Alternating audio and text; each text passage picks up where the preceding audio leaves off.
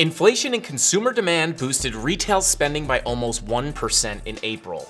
Investors withdrew over $7 billion in USDT, renewing fears of Tether depegging from the dollar.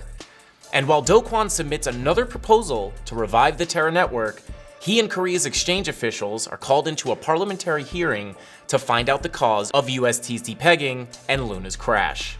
My name is Frankie Candles, and this is your nightly crypto news wrap-up. Let's get it.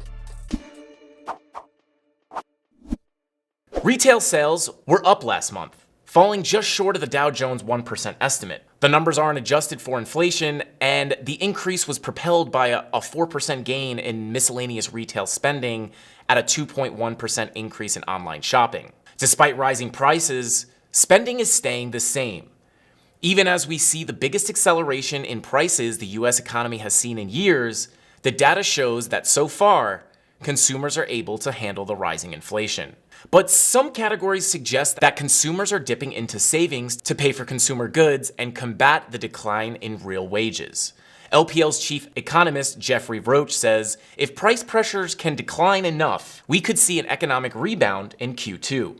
With revised consumer spending numbers for March coming in higher than originally reported 1.4% instead of the original reported 0.5%, and overall spending increasing 8.2% on a year-over-year basis. Data is showing that the economy is growing even despite rising inflation. Tether slipped below its dollar peg on Thursday, which caused investors to withdraw more than $7 billion in Tether, putting the legitimacy of USDT reserves into the spotlight once again. 1 week ago, the circulating supply was $83 billion and has since declined to $76 billion. Algorithmic stablecoins, pegged assets that base their dollar peg on code, have come under fire after the collapse of Terra's UST and Terra Network's native token, Luna. Tether is not an algorithmic stablecoin, but after a February 2021 settlement with the New York Attorney General, Tether backtracked on its claim that each USDT is backed one-to-one by dollars stored in a bank.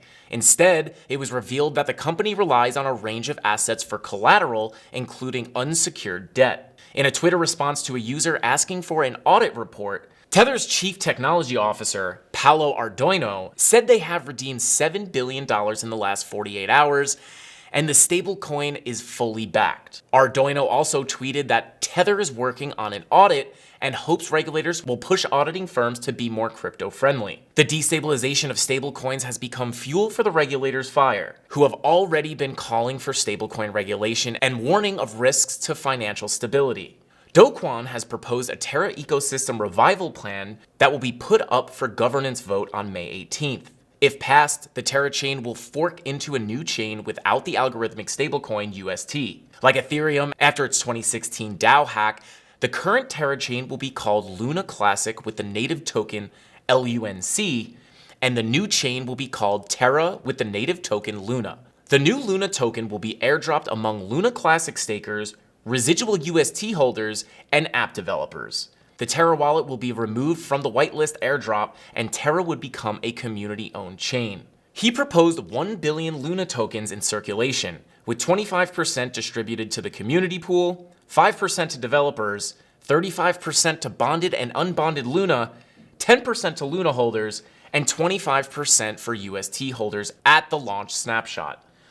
According to the timeline, all this would happen very quickly, with the new network launching on May 27th. Meanwhile, Kwan has been summoned to a parliamentary hearing following the crash, and the South Korean Conservative Party has invited Do Kwan and the Korean exchanges involved to learn more about what happened. The National Assembly's Political Affairs Committee representative said that there are questions being raised about the behavior of exchanges during the crash, and bringing Kwan and exchange officials to the National Assembly will seek to find the cause of the crash and move forward with measures to protect investors. That's all I got. Be blessed. Frankie Candles out.